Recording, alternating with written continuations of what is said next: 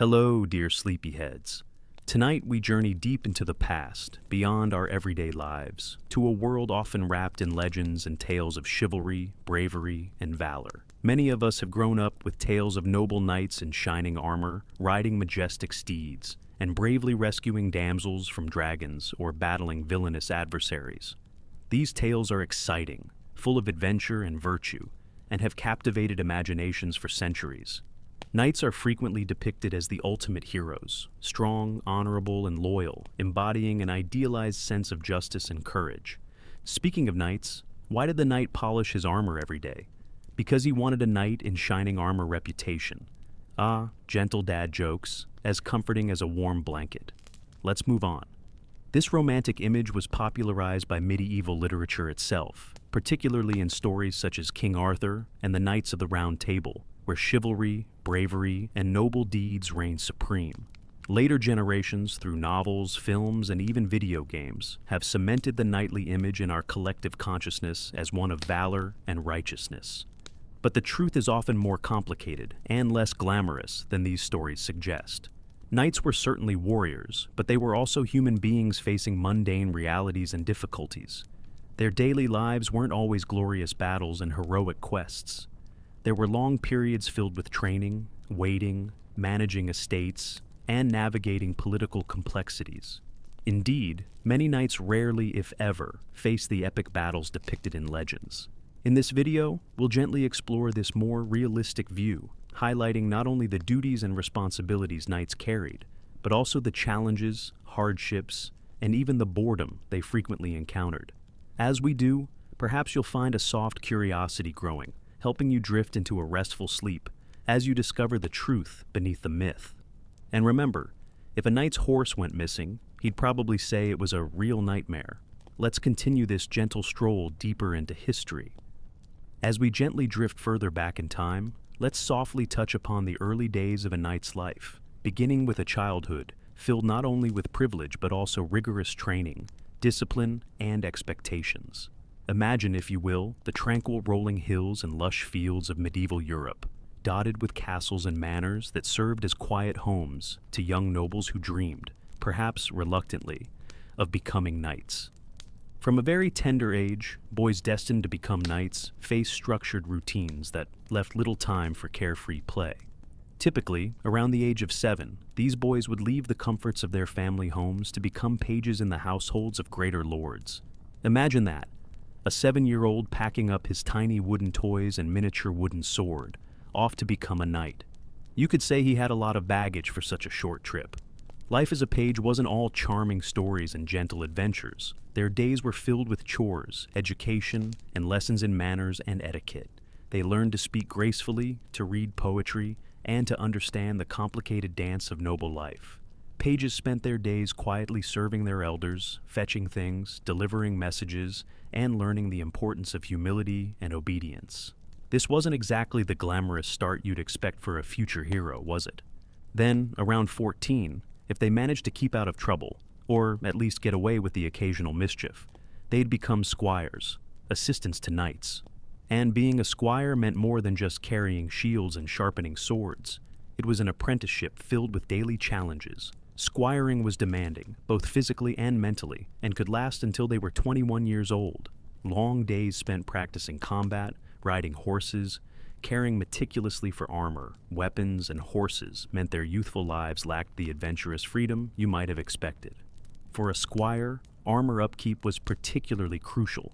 Imagine spending hours polishing metal until you could see your reflection, only to realize you probably needed a haircut, and the barber wouldn't be around for another month. Truly a knight's worst reflection.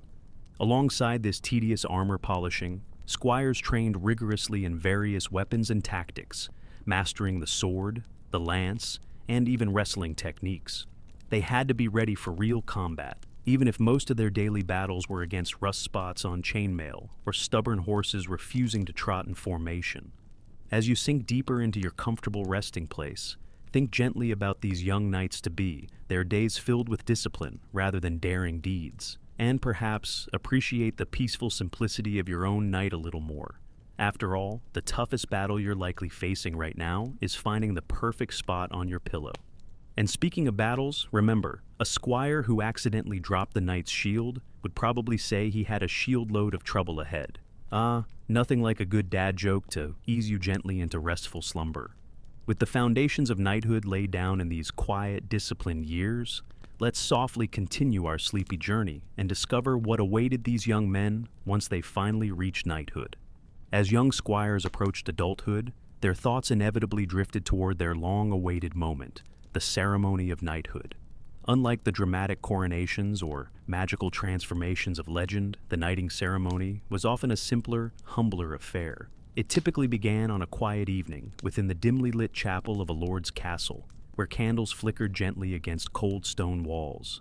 The aspiring knight would first spend an entire night awake, kneeling on the hard chapel floor in silent vigil. He was expected to meditate on virtues such as loyalty, bravery, humility, and honesty. Kneeling for hours in silence sounds peaceful at first, until you remember medieval floors weren't exactly known for being comfortable. Indeed, a few hours into his vigil, the young squire probably started to appreciate the well-stuffed straw mattress back in his chambers, or perhaps imagined a cushion hidden somewhere nearby. As dawn broke softly through stained glass windows, casting colored patterns upon the stone, the exhausted squire would rise, bones aching, legs stiff from the night's vigil, to face his lord. The actual knighting often involved a symbolic tap on the shoulder with a sword. No sweeping orchestras, no dramatic speeches, just a gentle tap or two, the weight of responsibility quietly passing from master to student. Afterwards, the newly made knight would be dressed in his armor by fellow knights, perhaps friends he'd known since childhood. He'd receive his own sword and spurs, symbols of knighthood's honor and duties, before taking a solemn oath to protect the weak, uphold justice, and maintain his honor. Following the ceremony, there was often a small feast, though not always the lavish banquets described in romantic tales.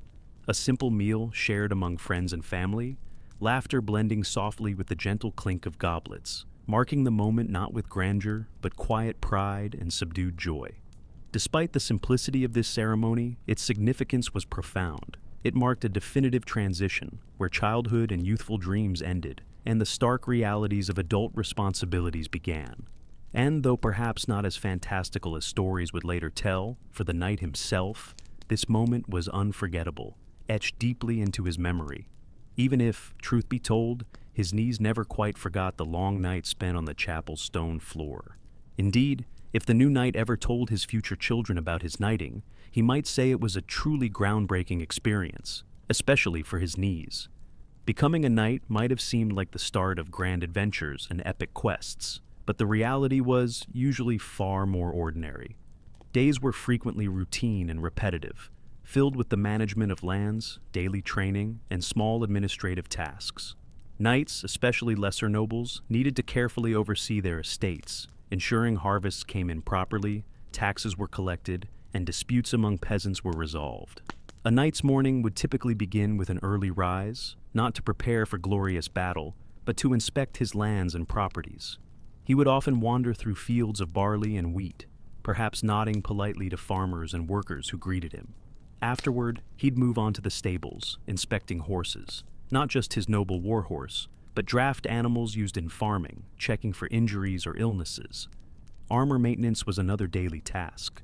Unlike in stories, where shining armor remained eternally pristine, real armor required painstaking care. Chainmail could rust if left unattended even briefly, so knights would spend significant amounts of time scrubbing away grime, rust, and dirt, polishing each ring and plate until it gleamed. There were also administrative duties, meetings with stewards, scribes, and local officials.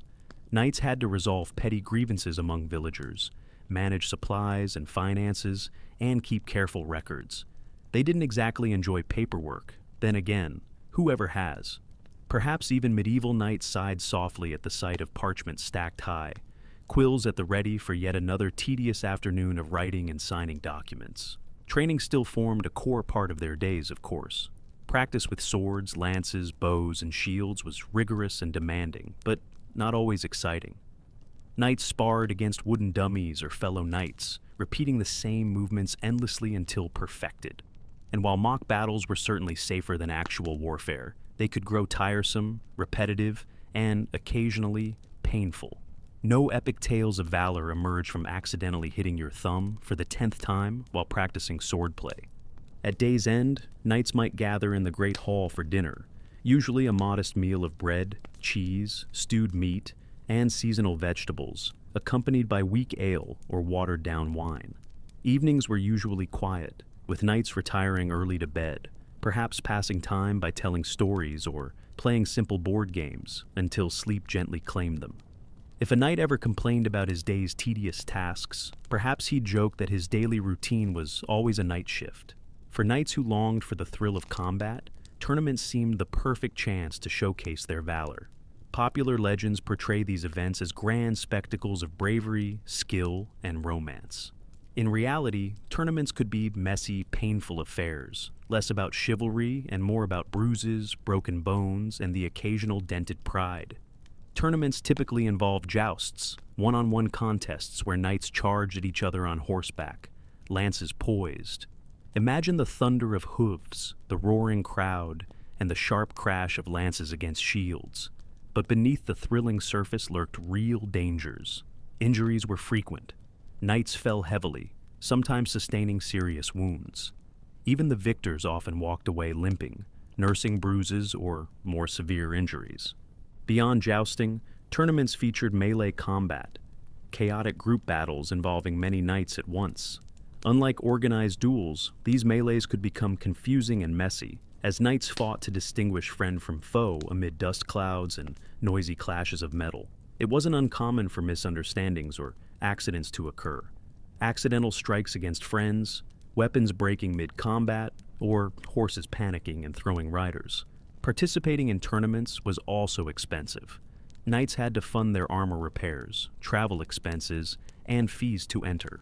Losing equipment, horses, or suffering serious injuries meant additional financial burdens, which could strain even wealthy households. And while victorious knights might earn prestige or prizes, many ended the tournament nursing wounds, both physical and financial. Still, tournaments offered entertainment and prestige, attracting knights eager for glory or status.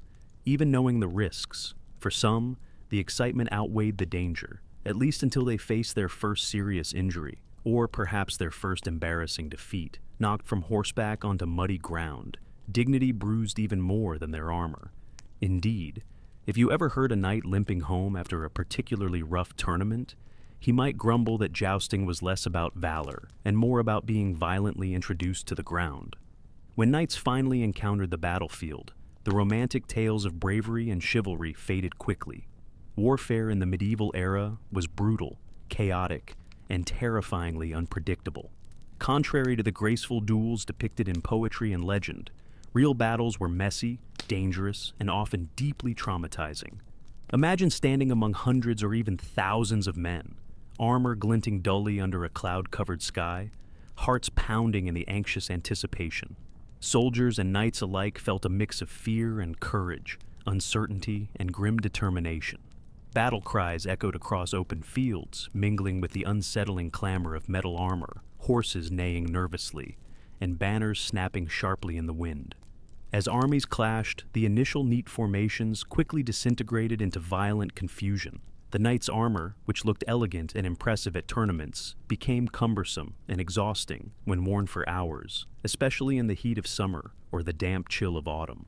Knights struggled to breathe properly through their helmets, sweat stinging their eyes, muscles aching from the relentless strain of swinging swords or holding shields.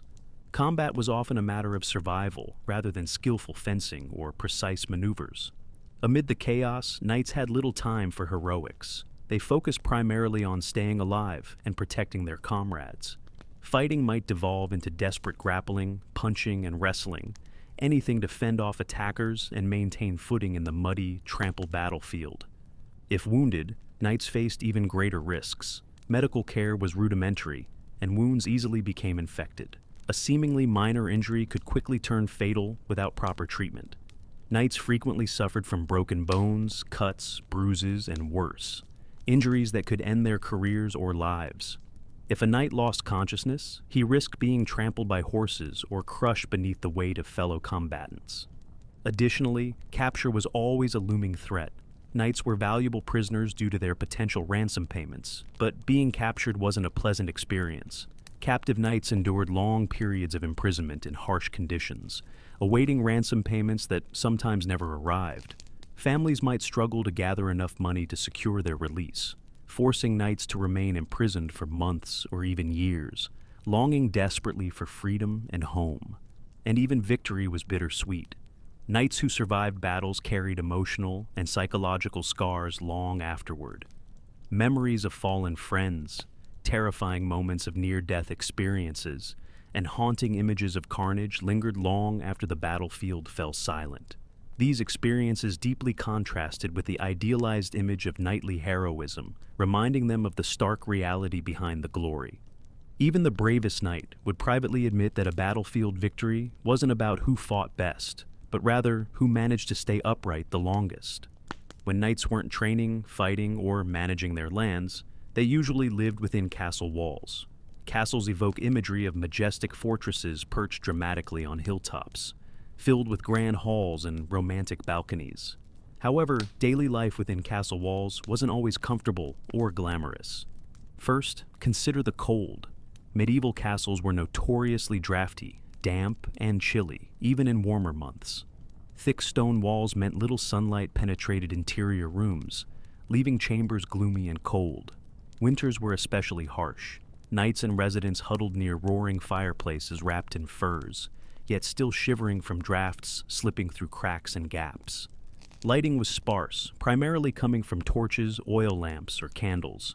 This created dim and shadowy environments, making it difficult to see clearly after sunset. Reading or writing required squinting, leading knights and their families to retire early, not necessarily by choice, but out of practical necessity. Privacy was another rarity. Castles were communal spaces, bustling with servants, soldiers, and family members. Rooms often housed multiple people, separated by simple partitions rather than walls. Even high-ranking knights shared sleeping quarters with others, making solitude or quiet reflection difficult to achieve. Hygiene presented another significant challenge.